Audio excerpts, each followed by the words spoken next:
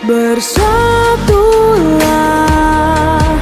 Indonesia, jangan pernah terpecah belah. Walau kita berbeda, walau kita tak sama, Radio Republik Indonesia, kita Indonesia sesungguhnya.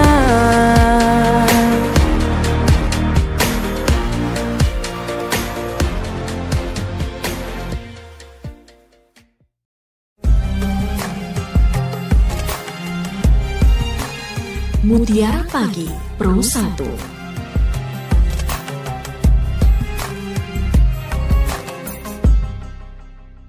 Assalamualaikum warahmatullahi wabarakatuh. Selamat pagi pendengar dimanapun Anda berada. Senang sekali saya Ari Randiskianti kembali menemani lewat Mutiara Pagi untuk edisi hari ini di Minggu 26 Januari 2025. Dan tentu saya tidak sendiri pendengar, nanti akan ada narasumber yang akan menemani kita dan terus bahas soal hikmah dari Isra Mi'raj Nabi Muhammad SAW. Nah, salah satu pelajaran berharga untuk kita saat peristiwa Isra Mi'raj, yakni sholat 5 waktu, dan mengajarkan umat Islam untuk senantiasa menjaga komunikasi dengan Sang Pencipta. Lebih dari itu, mendengar Isra Mi'raj ini juga mengajarkan bahwa di balik setiap tantangan itu selalu ada kekuatan dan pertolongan dari Allah. Sehingga ini barangkali bisa juga menjadi pengingat bagi kita semua untuk terus mendekatkan diri kepada Allah, meyakini pertolongan-pertolongan Allah di setiap ujian, termasuk menjalani hidup dengan hati yang lapang dan penuh kasih sayang kepada sesama. Kita akan banyak bahas soal ibroh atau hikmah dari perjalanan Isra Mi'raj Nabi Muhammad SAW di kesempatan pagi ini. Pendengar tentunya bersama narasumber sudah siap lewat jalur Zoom. Ada Ustadz Sumarhum SHMPD. Beliau sebagai penyuluh agama di kantor Kementerian Agama Kabupaten Sumeneb. Saya sapa dulu. Assalamualaikum Ustadz. Waalaikumsalam warahmatullahi wabarakatuh. Kabar baik Ustadz hari ini? Alhamdulillah kita masih diberikan kesehatan lahir batin oleh Allah. Semoga istiqomah, Mbak Ririn. Amin, insya Allah.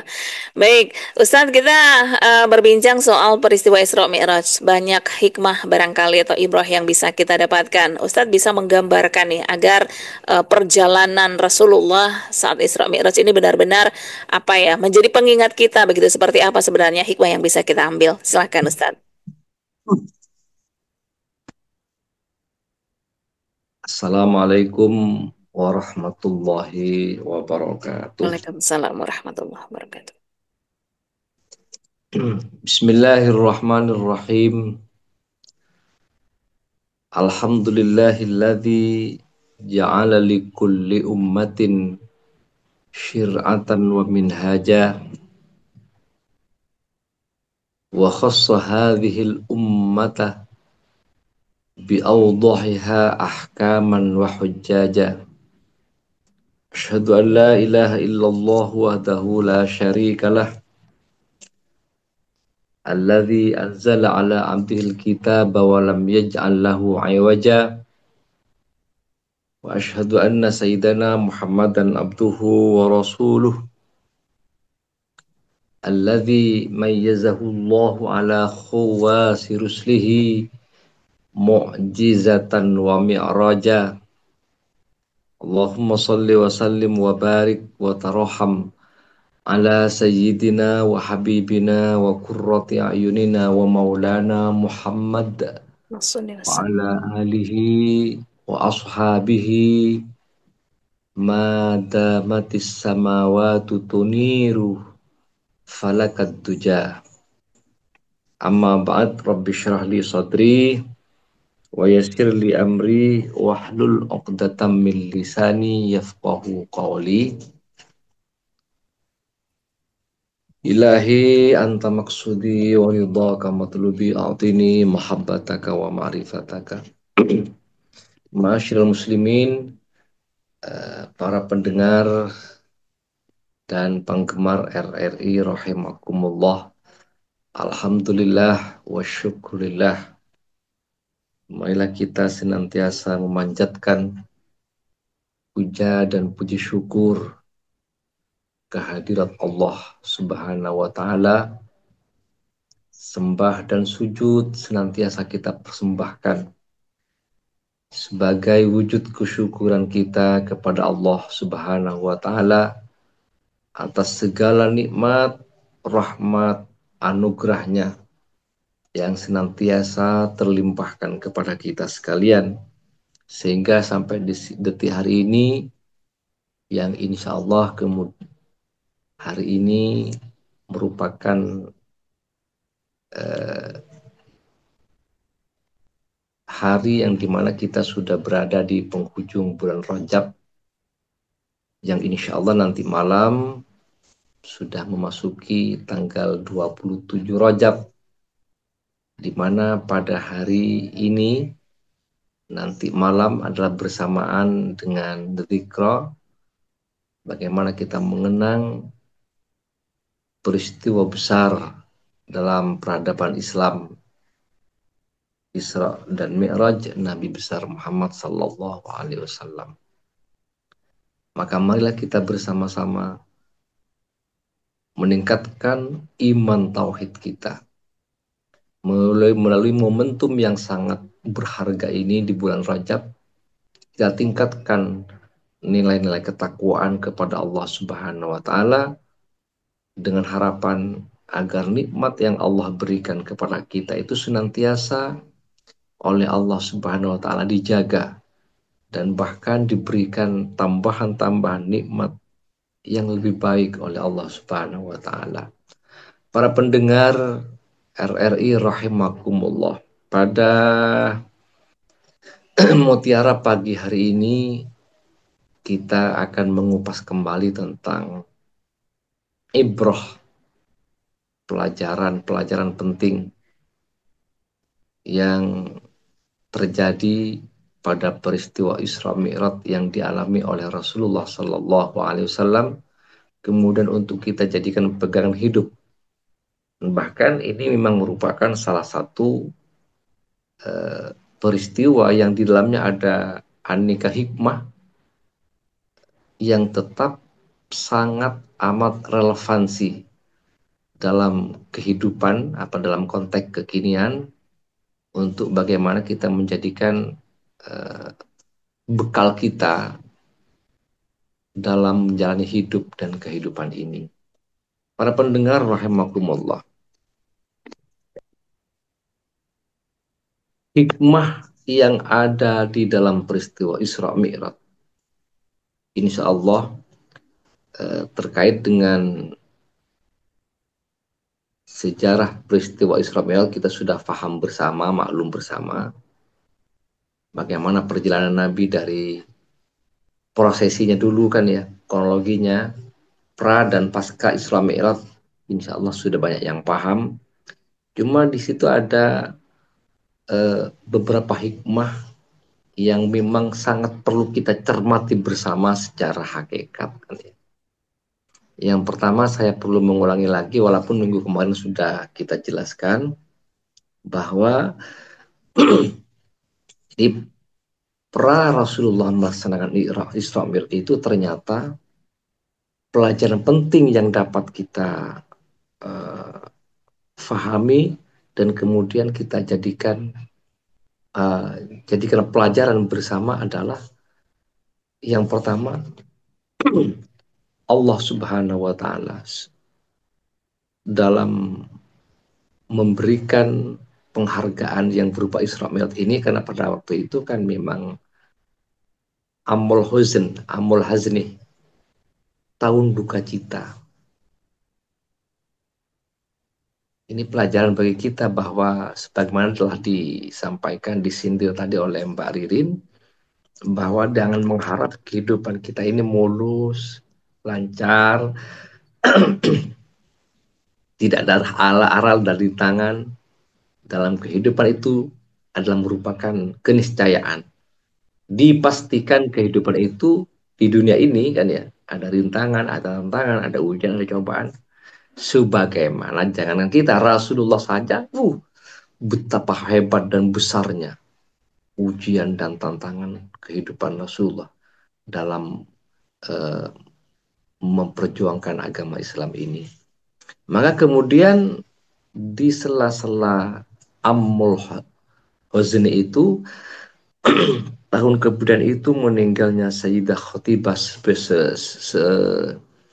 istri baginda Nabi yang merupakan backing utama dalam menunjang perjuangan Rasulullah, moral, ekonomi, ya kan, pendanaan ini bersumber dari Siti Khotijah, memberikan semangat motivasi. Ini istri tercinta beliau meninggal pada saat itu. Habis itu Sayyidina Abu Thalib, paman Nabi, juga yang memberikan support spirit, yang membackingi, yang menjadi backingnya Rasulullah dalam melancarkan perjuangannya, meninggal dunia. Duka cita amat Rasulullah itu karena kehilangan sosok yang menjadi pendamping utama. Nah, maka disitulah inna ma'al usri yusra, Allah untuk menghibur Rasulullah sebagai pelipur lara. Jadi Rasulullah dipilih oleh Allah untuk mengadakan rihlah, anggaplah hiburan, tapi ini bukan hiburan sebagaimana kita mau piknik, mau outbound kan ya, tapi hiburan spiritual ini, rihlah dan diyafah, jamuan khusus, dipanggil khusus oleh Allah Subhanahu wa Ta'ala. Jadi yang manggil nggak nanggung-nanggung, ini Allah Rabbul Jalil, Tuhan pemilik semesta alam. Ya bayangkan. Nah disitulah Allah itu adalah mengutus malaikat Jibril, Mikail untuk mendampingi beliau agar gak kesasar kan ya. Karena perjalanan panjang ini kan, ribuan kilo kan ya. Dari Masjidil Haram ke Masjidil Aqsa ini lebih 1000 kilo.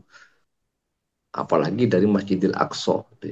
Dari Yerusalem sampai naik ke langit yang ketujuh, yang tidak bisa dideteksi dengan saintis, sudah tidak masuk akal. Hanya iman tauhid gitu yang bisa menerima peristiwa Isra dan Mi'raj Nabi besar Muhammad sallallahu alaihi wasallam. Kemudian ini yang pertama, Allah mengutus itu. Apa tidak bisa Allah memanggil langsung Rasulullah Muhammad berangkat sekarang? Sangat amat bisa.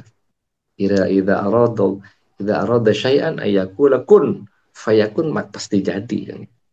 Kenapa harus Allah pakai malaikat Jibril didampingi malaikat Mikail, wa ma'ahu malakun akhar?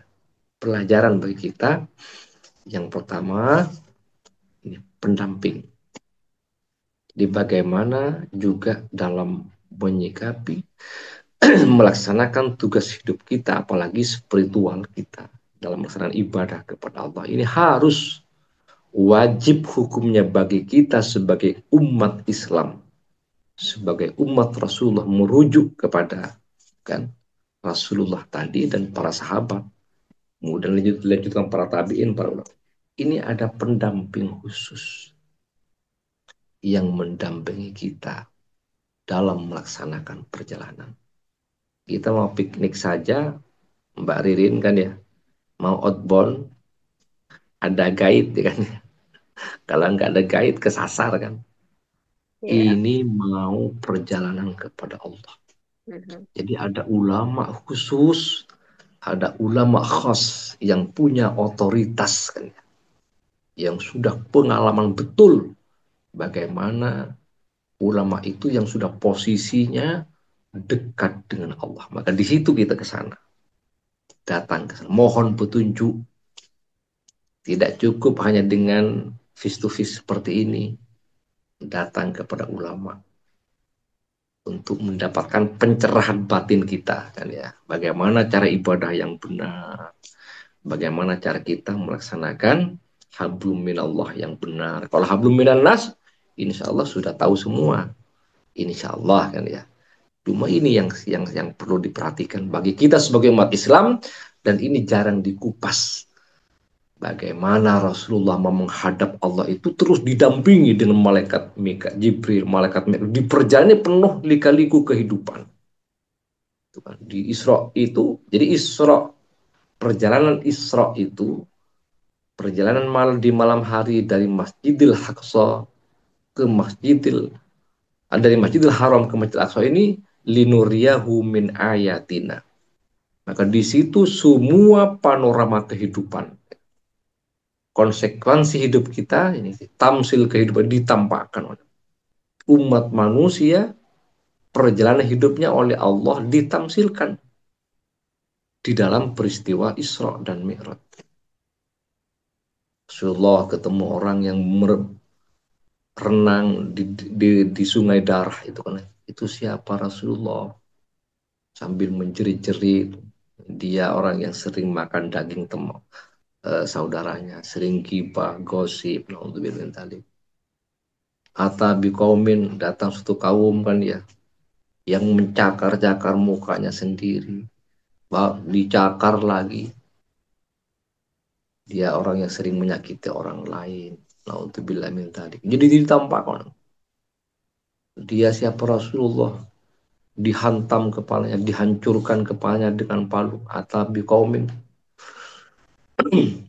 turdahuru usuhum, jadi kepalanya dihancurkan sendiri dengan palu, keluar darah. Kembali lagi utuh lagi, dihancur terus menerus. Man haula'i Jibril, mereka siapa Jibril? Haula'i tatasaqaluna anis shalawatil. Dia orang yang enteng, berat, kepalanya berat, badannya berat untuk sujud dan ruku. Ketika ada azan dia hanya enteng-enteng saja, seakan-akan nggak ada beban untuk melaksanakan kewajiban. Ini siksanya nanti. Aneka ragam. Ini adalah merupakan lain gangguan. Ada jin, ada ifrit kan, untuk menggagalkan perjalanan Rasulullah mau menghadap Allah. Karena sudah Rasulullah kuat iman tauhidnya, lolos Rasulullah. Yang kedua, ini pelajaran yang pertama. Yang kedua, ada tiga adat, ada tiga hikmah penting. Yang kedua adalah kan, Rasul dibersihkan dulu ini Mbak Ririn kan. Jadi wasyak kosodrofu. Jadi malaikat Jibril dan Mikail dibawa Rasulullah dari Hijri Ismail, dibawa ke sumur Zam-Zam untuk dibedah, dioperasi dari pangkal lehernya ini sampai tembus hatta tahta batnihi, sampai perutnya Rasulullah dibedah, dibersihkan oleh malaikat Jibril, yang bukan yang dibersihkan bukan penyakit fisik teman ya, tapi ya akhlakul marmumah. Sebenarnya Rasul ini sudah suci, bersih, bening, tidak ada kotoran dan noda.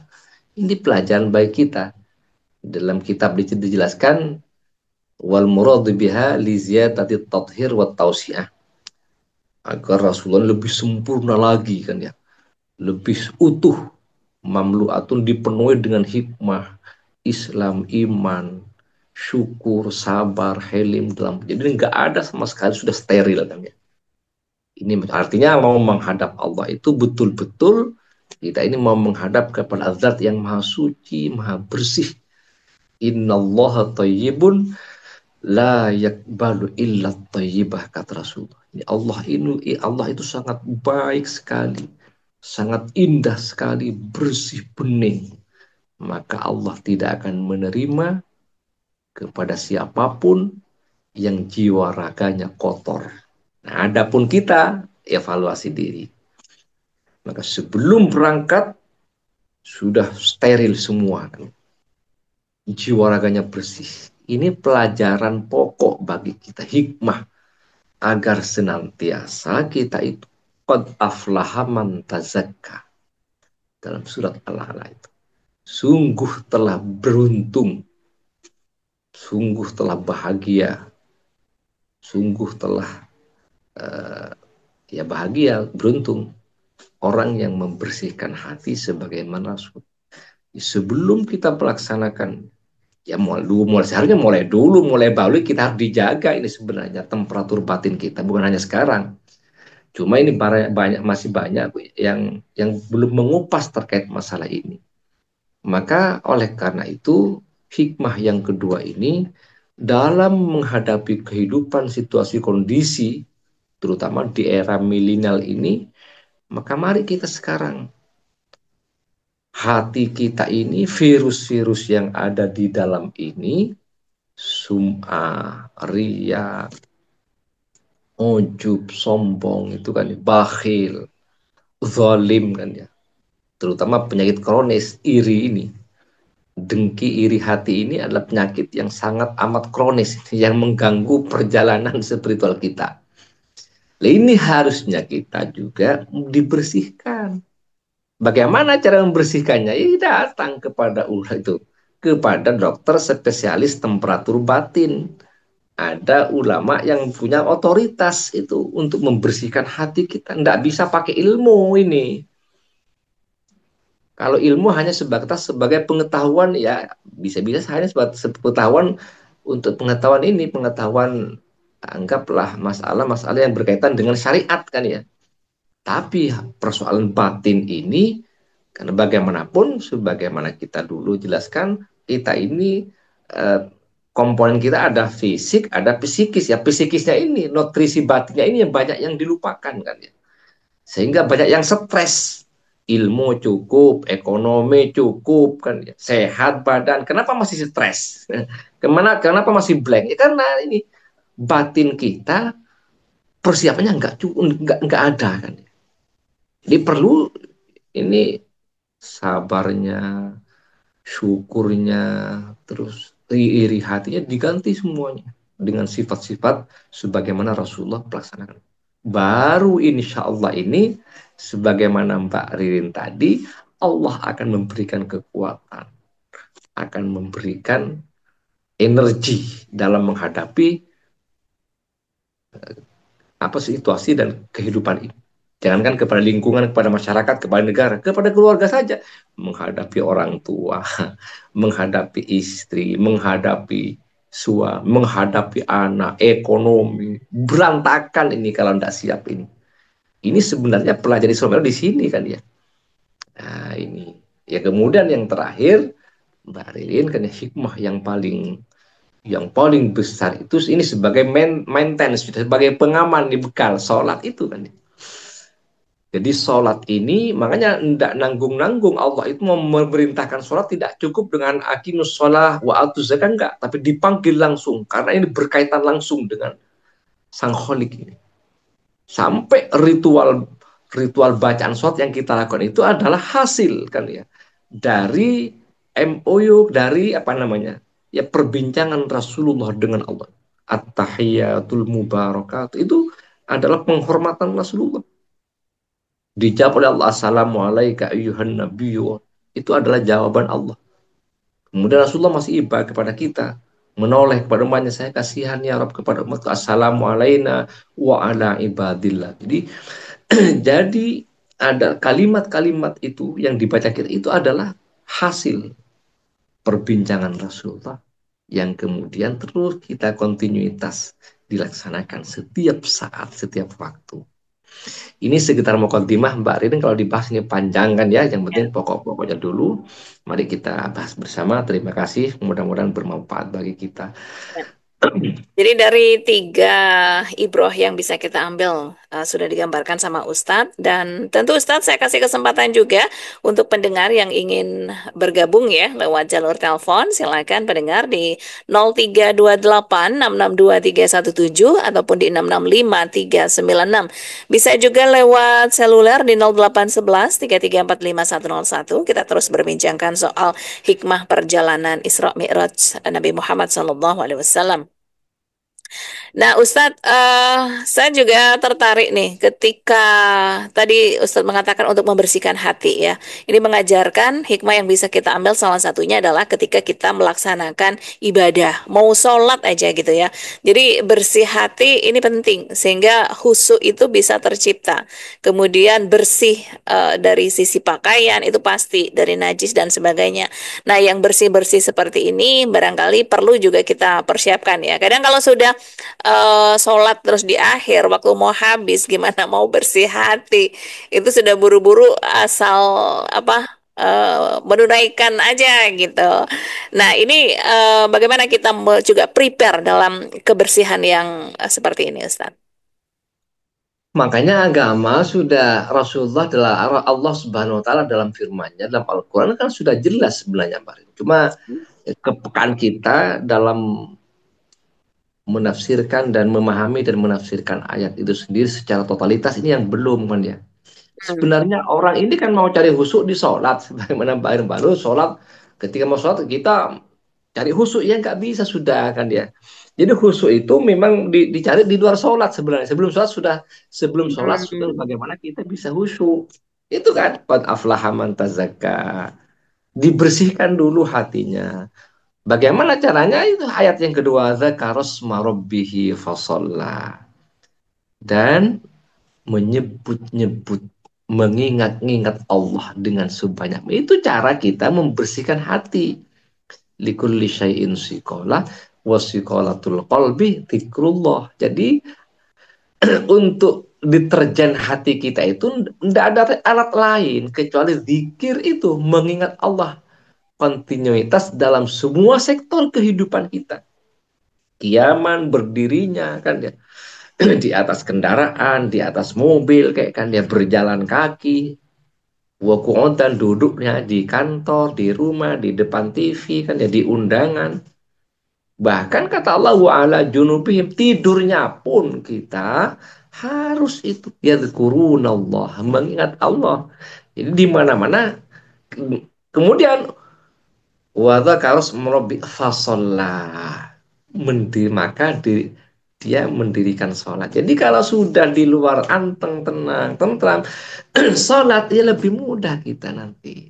Khusyuk itu bukan serta-merta kita full kita langsung ingat enggak kan ya. Itu Jadi nggak khusyuk bisa tercipta serta-merta husu itu ya, sudah ya, dari proses keseharian sebelum-sebelumnya. keseharian kita itu sebenarnya. Itu ini yang memang perlu kita sangat semuanya mudah bagi kita. Mau ngaji kitab Mbak Ririn ini sudah expired kita kan ya. Ini di sekolah kan ya dulu ketika umur 20 maksimal 25 sangat. Sekarang ngaji lagi. Kapan kita implementasinya kan ya? Ya. Ya kan?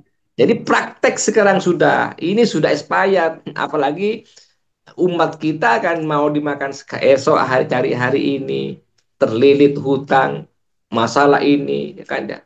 Bagaimana? Mau disuruh ngapalkan sholat, mau disuruh syarat rukun lagi. Oh, sulit, nggak sholat dia kan dia. Hmm. Jadi dengan cara zikir tidak ada alasan kesulitan karena hati kita ini cuman kan bagaimana detakan jantung kita kan ya. Hati kita terkoneksi terus dengan Allah itu namanya khusyuk sudah. Sholat tenang insya Allah. Allahu Akbar ingat anak langsung langsung refleks karena kita sudah punya pengaman kan ya. Ingat anak, langsung dikembalikan ingat Allah. Ingat kerjaan, langsung kita ingat Allah. Ingat ini langsung, ya karena sudah terbiasa mengingat Allah. Ya, Makanya dalam hati ini jangan diisi siapa-siapa lagi. Hanya diisi Allah itu kan ya. baik. Ini ada pendengar yang ingin bergabung Ustaz, saya terima dulu. Assalamualaikum. Waalaikumsalam warahmatullahi wabarakatuh. Ya, silakan Mas Dede. Iya, saya tertarik dengan apa yang disampaikan Pak Ustadz sebelumnya soal misalkan apa kita harus mendatangi atau menemui para ulama untuk belajar dalam hal ini sebagai guru spiritual. Yang jadi persoalan pada saya begitu Pak Ustadz, memang sekarang itu banyak kiai. Namun yang disampaikan tadi, kita disuruh mendatangi ulama untuk belajar apa yang disampaikan Pak Ustadz tadi, pelajaran-pelajaran yang mungkin bukan hanya sekedar ilmu begitu. Yang jadi pertanyaannya saya itu, ya itu tadi, sekarang itu kan banyak kiai begitu. apakah kiai itu apa kira-kira itu memang ulama apa bagaimana gitu? Karena kalau saya saat ini kayaknya kok ya susah sih mencari ulama yang benar-benar ulama begitu. Kalau kiai sih banyak, ya kan. Terkadang kita orang awam, ya kan, pemahamannya itu antar kiai itu beda-beda, begitu. Jadi ya kalau saya sendiri itu sebagai orang awam ya ikut bingung juga mana yang benar begitu. Apakah ini kiai apa ulama begitu kan? Itu yang jadi unek-unek saya itu. Kira-kira itu bagaimana Pak Ustadz itu? Iya. Kiai itu ulama atau ulama itu kiai begitu? Baik. Sebenarnya kedua-duanya apa sih begitu kan? Siapa sih ulama, siapa sih kiai begitu? Iya. Apa yang dimaksud keduanya itu? Memang apa ada perbedaan atau bagaimana? Soalnya zaman sekarang itu kan, ya gimana ya? Bingung saya Pak Ustadz itu untuk membedakan ya, untuk membedakan bingung. Silakan, makasih. Assalamualaikum warahmatullahi wabarakatuh. Waalaikumsalam warahmatullahi. Bisa ditanggapi Ustadz? Begini, Pak Dedi ya. Ya. Pak Dedi, sebenarnya kiai itu kan di Indonesia yang ada kiai. Kiai itu kan julukan kan ya. Apa namanya ya, julukan, penghormatan yang diberikan kepada ya tokoh agama, kepada orang yang punya keahlian, kepada tokoh masyarakat, ya kan itu kan. Tapi kalau ulama ini betul orang yang betul-betul mewariskan kan ya, ulama warasatul anbiya, yang mewariskan nubuah Rasulullah kan dia. Jadi ulama yang betul-betul mampu kan yang meneruskan risalah perjuangan Rasulullah, yang bisa menuntun kita, yang bisa membimbing spiritual kita untuk senantiasa tetap bersama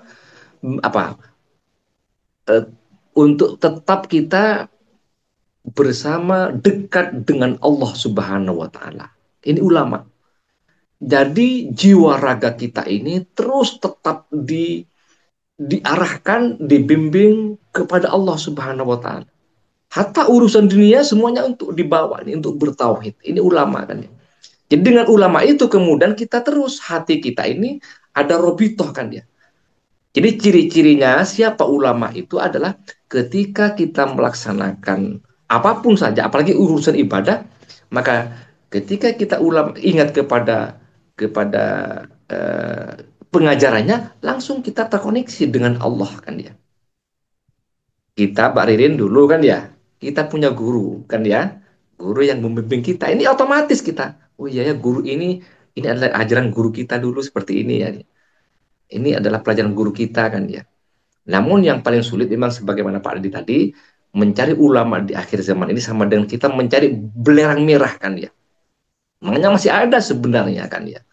Nah, jadi kalau ulama ini ada dua, ada ulama syariat, ada ulama hakikat kan ya. Ada ulama panutan, ada ulama tuntunan, ada ulama ya tontonan kan ya. Nah, ingat, hati-hati. Ada ulama tontonan, ada ulama panutan, ada ulama tuntunan kan ya. Siapa ulama ulama yang ideal ini adalah ulama tuntunan kan ya. Jadi jangankan kita melek, di buta pun kita dituntun terus sampai kita dapat, sampai kita sampai kan ya. Biar bodoh kita, biar goblok kita, kalau dituntun kan ya, dengan orang yang ahlinya, punya otoritas, kita nyampe itu ke Jakarta, ke Mekah nyampe. Apalagi ke Allah nanti dituntun. Sudah tenang ikut saya kan. Ini yang dimaksud dengan kun ma'allah. Kamu harus bersama Allah, kata Rasulullah. Dimanapun saja. Kalau nggak bisa Rasulullah, kun ma'amangka nama Allah. Bersamalah, duduklah kamu bersama orang-orang yang posisinya sudah bersama Allah. Nah, ini ulama hakikat. Fa'innahu yusilu kama Allah. Karena orang ulama yang sudah posisinya bersama Allah, maka kamu ente akan dibawa untuk usul kepada Allah. Cari ini ulama-ulama yang seperti ini, sehingga hati kita itu terus terkoneksi kan ya dengan pengajarannya. Kita ingat, oh, ingat dia, langsung ingat Allah itu kan ya. Ingat ulama ini kan. Ingat syekh kita, guru kita, langsung ingatan kita langsung kepada Allah. Nah, karena sudah otomatis itu kan ya, akan refleksi itu. Kalau panutan itu ya seperti di pondok, dipelajari hukum-hukum Islam kan ya, dipelajari syariat Islam, syarat rukunnya sholat, jual beli, kewajiban suami istri kan ya. Bagaimana kita muamalah, ini ulama-ulama, ini dipilih. Kalau bodoh disortir juga kan dia. Ya, ini ulama panutan jadi dipilih. Kalau bajingan ditolak kan ya. Kalau brengsek di afkir kan ya. Tapi kalau ulama panutan mau bajingan kayak kan ya, mau brengsek, mau banyak dosanya, siapapun diterima. Karena ini seperti lautan sudah kan. Mau air bening kayak mau air keruh diterima terus. Karena ini sudah sama-sama makhluknya Allah. Jadi nggak ada yang dipilih, nggak ada. Ini ulama panutan seperti itu, bedanya dengan ulama tuntunan. Jadi kalau ulama tuntunan ini semuanya itu pendosa, kayak pezina, kayak kan dia. Ya, orang yang semuanya diterima, dirangkul. Karena ini makhluknya Allah. Kalau panutan dipilih. Kalau mangkel, kalau malas disortir, di blacklist kan ya. Ini biasanya ulama panutan. Haram, tidak boleh. Kan ya. Boleh itu karena posisinya di situ. Kalau ulama tontonan itu ya ditonton terus, dijadi sensasi kan ya. Bahkan komersil kan ya. Agama dibuat gedok kan ya. Dia alim, dia pinter kan ya. Tapi membodohi umat. Naudzubillah min dzalik. Ini kita harus paham di situ, terutama di akhir zaman itu karena sudah kacau balau keadaan seperti ini. Ya, Ini perlu kita. Ya, seperti itu Mbak Ririn ya. baik. Terima kasih Ustadz Sumarhum. Tanpa terasa waktu yang juga harus memisahkan kita. Insya Allah kita terus menjadi orang-orang yang istiqomah di jalan Allah dan tuntunan Rasulullah. Terima kasih Ustadz untuk Mutiara Pagi hari ini. Insya Allah kita jumpa lagi dalam keadaan sehat di lain waktu. Selamat melanjutkan aktivitas Ustadz. Assalamualaikum. Waalaikumsalam warahmatullahi wabarakatuh. Demikian pendengar Mutiara Pagi hari ini bersama Ustadz Sumarhum, penyuluh agama kantor Kementerian Agama Kabupaten Sumeneb, dan kita telah banyak berbicara soal hikmah atau ibroh dari perjalanan Isra Mi'raj Nabi Muhammad SAW. Semoga bermanfaat dan saya Ririn Rizkyanti undur diri. Assalamualaikum warahmatullahi wabarakatuh.